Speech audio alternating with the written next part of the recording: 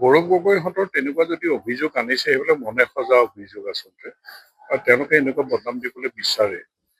এতিয়া আজিৰ দিনটোত আপোনালোকে চাব, আমাৰতো ভিডিঅ' ফুটেজো আছে। মই আজি 5খন স্কুলৰ আমাৰ একদম চাইড এৰিয়া আধাৰশিলা স্থাপন কৰিছো। তাত 5খন ডাঙৰ মই সভাও কৰিছো, আৰু যিটো এৰিয়াত আচলতে নেটৱৰ্কৰ প্ৰব্লেম।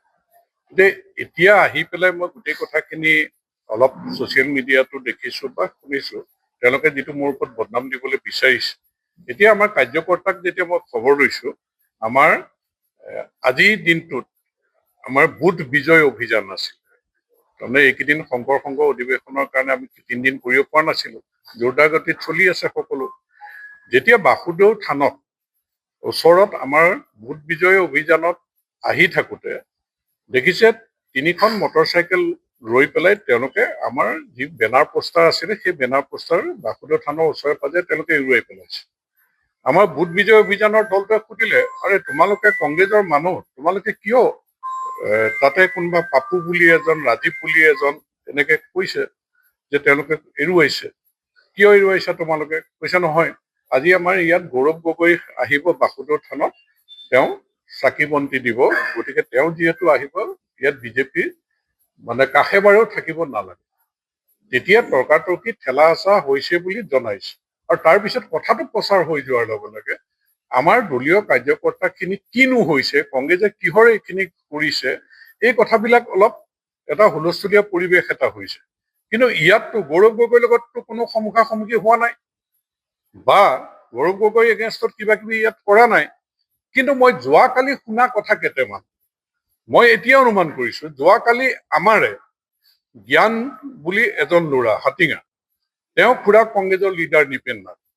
যেতিয়া নিপেন নাথে যোৱাকালি জ্ঞানক কৈছে অহাকালিলে কুসুমতলাত দেখা যাব, আৰু ভতিজা চতিজা মই চিনি নাপাম, ৰঙাৰঙি কৰি দিম।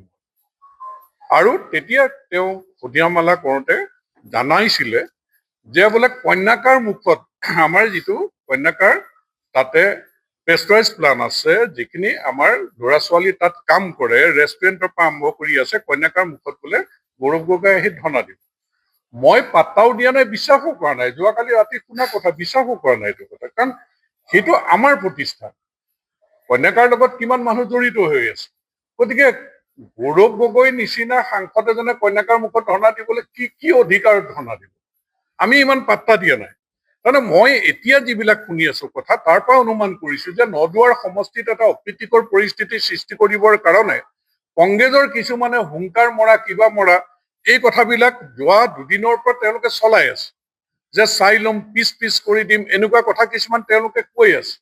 গতিকে সেই কথাখিনিক আমি গুৰুত্ব দিয়া নাই, কাৰণ তেওঁলোকৰ ভেটি একেবাৰে দুৰ্বল। কাৰণ তেওঁলোকৰ কেইজনমান এনেকুৱা ল'ৰা আছে, তেওঁলোকে খাই বৈ লৈ হুংকাৰ মাৰি থাকে, আৰু সেইবিলাক কথাত মই গুৰুত্ব দিবলৈ সাধাৰণতে, কাৰণ এনেই এটা বদনাম দিবলৈ বিচাৰে, মই কোনো সংঘাত নিবিচাৰো, গতিকে গুৰুত্ব দিবলৈ মই মানা কৰোঁ।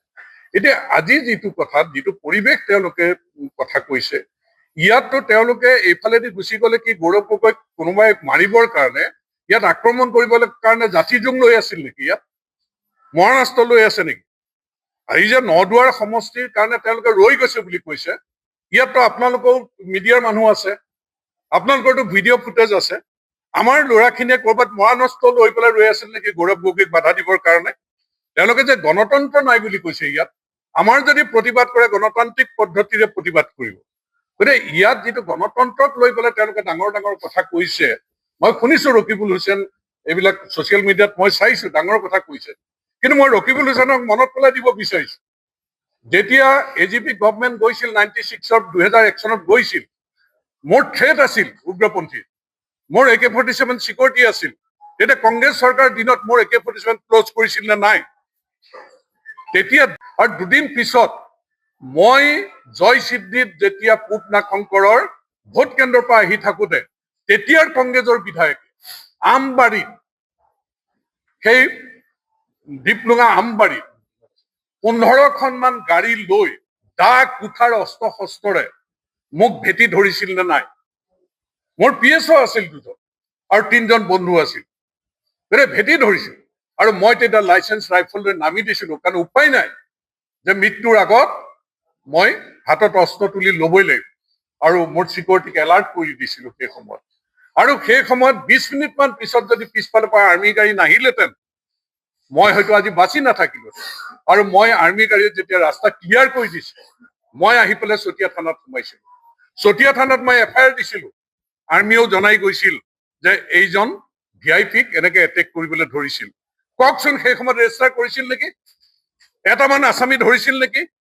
বিধায়কক সোধপোছ কৰিছিল নেকি? তেতিয়া কি গণতন্ত্ৰ আছিল তেওঁলোকৰ দিনত? 2007 চনত যেতিয়া মোক ঘৰৰ পৰা 1.5 কিলোমিটাৰ দূৰত হাজাৰিমলত AK-47 গ্ৰেনেড দি আক্ৰমণ কৰিছিল মই কম নেকি যে পৰিকল্পিত ষড়যন্ত্ৰৰ মোক কংগ্ৰেছ চৰকাৰে হত্যা কৰিবলৈ বিচাৰিছিল? তেতিয়া কি গণতন্ত্ৰ আছিল? মই কিমান লিখিছিলো সেই সময়ত? DGPলে লিখিছিলো, মই SP-লে লিখিছিলো যে মোৰ চিকিউৰিটি টাইট কৰিবৰ কাৰণে লিখিছিলো। যিদিনা মোক গুলীৰে আক্ৰমণ কৰিছিল সেইদিনা মোৰ নামত AK-47 এলাৰ্ট কৰিছিল। গতিকে এনেকুৱা নিকৃষ্ট চিন্তাটো আজি ভাৰতীয় জনতা পাৰ্টীৰ চৰকাৰ দিনত নাই। আজি ভাৰতীয় জনতা পাৰ্টীৰ চৰকাৰ দিনত কোনো MLA AK-47 গুলীবিদ্ধ, কংগ্ৰেছৰ MLA গুলীবিদ্ধ হব লগা হোৱা নাই। কোন হৈছে? মইতো গুলীবিদ্ধ হৈছিলো। মইতো দিল্লী এপলো হস্পিটেলত, আৰ্মি হস্পিটেলৰ পৰা নি দিল্লী এপলো হস্পিটেলত যদি মোক চিকিৎসা নকৰিলেহেঁতেন, ৰাইজে নামঘৰ, মন্দিৰ, মছজিদ, গীৰ্জাত যদি হয়তো প্ৰাৰ্থনা কৰিলেহেঁতেন আজি মই জীয়াই নাথাকিলোহেঁতেন। 11টা AK-47 গুলী মোৰ গাত লাগিছিল, গ্ৰেনেডত মই আঘাতপ্ৰাপ্ত হৈছিল। গতিকে কংগ্ৰেছে কয় আজি গণতন্ত্ৰৰ কথা, তেওঁলোকে কয় পুলিচ ৰাজনৈতিককৰণৰ কথা। তেওঁলোকৰ দিনত পুলিচে কি কৰিলে? মোক গুলীয়া হত্যাকাৰী কেইটা ধৰিলে তেওঁলোকে? তদন্তৰ নামত কি কৰিলে তেওঁলোকে? তেওঁলোকে ইপিনে আহিব, ইয়াত মানুহো গোট খাই থাকিব নোৱাৰিব, হাতত মৰানস্ত্ৰ লৈ তেওঁলোকক মাৰিবলৈ আছিল নেকি কোনোবা ৰৈ পেলাই? ইমান যে লম্ফজম্ফৰ কথা মই ছচিয়েল মিডিয়াত দেখিছো। ইমান দম যদি আছে কিহৰ কাৰণে ৰৈ যায়? যাওক তেওঁলোক, কওকচোন তেওঁলোকে কোনে তেওঁলোকক হাত দিব? এই কথাবিলাক আজি যেনেকে চৰকাৰটোক বদনাম দিবলৈ, যেনেকে মুখ্যমন্ত্ৰী ডক্টৰ হিমন্ত বিশ্ব শৰ্মা ডাঙৰীয়াক বদনাম দিবলৈ, হিমন্ত বিশ্ব শৰ্মা ডাঙৰীয়াই আজি কুসুমতলাত এই পৰিৱেশ, নাগশংকত এই পৰিৱেশ তেওঁলোকে যিবিলাক বনাইছে এইবিলাক তেওঁলোকৰ সৃষ্টি নহয়। আজি গাড়ীত শিলগুটি কোনে মাৰিছে? আমাৰ কোনো কাৰ্যকৰ্তাই গাড়ীত শিলগুটি মৰা নাই। 9 দুৱাৰ সমষ্টিত বদনাম কৰিবৰ কাৰণে কংগ্ৰেছৰ এজেণ্টে ইয়াত গাড়ীত শিলগুটি মাৰিছে। মই এতিয়া পুলিচকতো আহ্বান জনাম তদন্ত কৰিবৰ কাৰণে। সেই যে পোষ্টাৰ ফলা, বেনাৰ ফলা সেই মানুহক আমি এতিয়া থানাত FIR দিবলৈ ঠিক কৰিছো। মই এতিয়া আহ্বান জনাম পুলিচক তদন্ত কৰিবৰ কাৰণে। কেনেকৈ নিপেন নাথে যোৱা কালিৰ পৰা হুংকাৰ মাৰি আছে যে ৰাঙলী কৰি দিম তেজেৰে, বোলে কন্যাকাৰ সন্মুখত তেওঁলোকে ধৰ্ণা দিব। ইমান সাহস! কন্যাকা এটা আমাৰ ৰাইজৰ অনুষ্ঠান এটা বা আমাৰ অনুষ্ঠান এটা য'ত ৰাইজে তাত সুবিধা পাই আছে, নিবনুৱা ল'ৰা ছোৱালী সুবিধা পাই আছে। কন্যাকা এখন ছচাইটি, গতিকে এই ছচাইটিৰ এগেইনষ্টত ধৰ্ণা দিবলৈ গৌৰৱ গগৈ কি নিজকে কি বুলি ভাবিছে? এইবিলাক কথা তেওঁলোকে প্ৰচাৰ কৰিব আৰু পৰিৱেশ দূষিত কৰিব আৰু তাৰ পিছত কব 9 দুৱাৰত গণতন্ত্ৰ নাই। তেওঁলোকৰ চৰকাৰ দিনত কিমান গণতন্ত্ৰ আছে? তেওঁলোকৰ চৰকাৰ দিনত মানুহৰ জীৱনৰ আৰু সম্পত্তিৰ নিৰাপত্তা আছিল নেকি? তেওঁলোকৰ চৰকাৰ দিনত এইখন অসম শান্ত আছিল নেকি? আজি এইখন অসমত উগ্ৰপন্থীৰ কাৰ্যকলাপ চলিছে। এইখন অসম আজি সাম্প্ৰদায়িক সংঘৰ্ষ হৈছে। এইখন অসম আজি শান্তিৰ অসম, প্ৰগতিৰ অসম। গতিকে এইখন অসমত কোনো গুলি, বাৰুদ, বোমাত, শব্দত আজি মানুহে ভয় খাব লগা নাই। এইখন অসমত আজি চৰাই মাতত ৰাতিপুৱাইছে।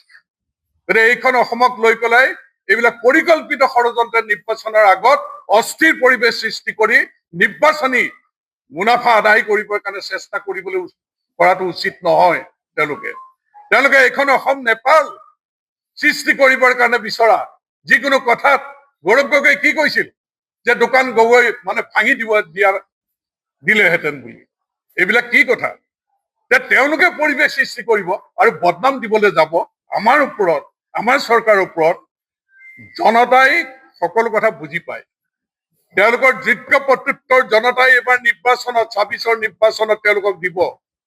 তেওঁলোকে যোগ্য প্ৰত্যুত্তৰ এইবাৰ কংগ্ৰেছ দলে 26ৰ নিৰ্বাচনত তেওঁলোকে মুখ থেকেচা ভালকে খাব। 14 চনৰ পৰা খাই আহিছে মুখ থেকেচা, আৰু তেওঁলোকে মুখ থেকেচা এইবাৰ ভালকে খাব। জনতাৰ ৰায় লবলৈ প্ৰস্তুত থাকক। আৰু গণতন্ত্ৰ আমাৰ দিনত সুন্দৰকৈ আছে, শান্তি সম্প্ৰীতি আছে, আস্থাৰ অসম, বিশ্বাসৰ অসম চলি আছে। গতিকে আমি কেতিয়াও কোনো মানুহক অন্যায় কৰাটো নিবিচাৰো, জীৱন আৰু সম্পত্তি নিৰাপত্তা নোহোৱাটো নিবিচাৰো। আমি নিবিচাৰো কোনোবা বিধায়ক গুলিবিদ্ধ হওক, কোনোবা ব্যক্তি গুলিবিদ্ধ হওক, আমি কেতিয়াও নিবিচাৰো। আমি বিচাৰো সকলো মানুহ শান্তিত থাকক, জীৱন আৰু সম্পত্তি নিৰাপত্তা থাকক, এইখন অসম সমৃদ্ধিশালী হওক।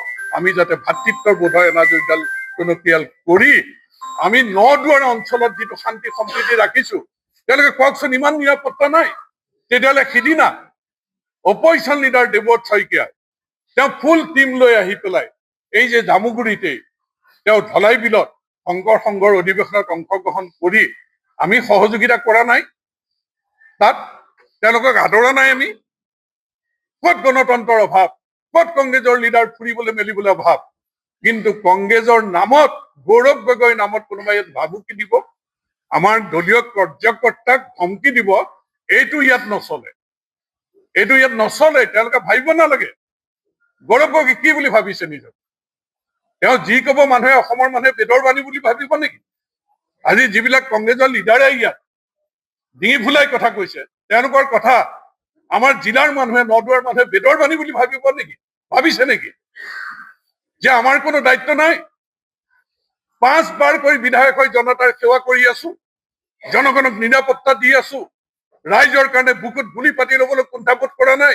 আৰু তাৰ পিছত আমাক কোনোবাই এনেধৰণে আক্ৰমণ কৰি কৰি কথা কব, এই কথা সদায় সহ্য কৰা নাযায়। এই কথা মনত ৰাখিব। নিৰ্বাচন আহিল বুলি যা তা কথা কব, আক্ৰমণ, ক'ত আক্ৰমণ হৈছে? আমাৰ কাৰ্যকৰ্তা সংযত হৈ আছে। মই সকলোকে আহ্বান জনাইছো যে শান্তি সম্প্ৰীতি অক্ষুণ্ণ ৰাখক, আমাৰ সকলো সংযত হৈ থাকক, নিৰ্বাচনত সকলোৱে গণতান্ত্ৰিক অধিকাৰ সাব্যস্ত কৰক, আৰু যোগ্য প্ৰত্যুত্তৰ কংগ্ৰেছে এবাৰ পাই যাব। নিৰ্বাচনৰ ৰিজাল্টত তেওঁলোকে বুজি পাব। গতিকে মই আজিৰ দিনটোত সকলোকে আহ্বান জনাইছো, কংগ্ৰেছে কৰা অপপ্ৰচাৰ কোনো ভুল নাযাবৰ কাৰণে আমি অন্তত জনতাৰ স্বাৰ্থৰ বিপৰীতে কাম নকৰো। জনতাক নিৰাপত্তা দিয়া, সুৰক্ষা দিয়া আৰু জনতাক সেৱা কৰাৰ কামত প্ৰতিগৰাকী ভাৰতীয় জনতা পাৰ্টীৰ কাৰ্যকৰ্তা ব্ৰতী হৈ আহিছে আৰু আমি হৈ থাকিম।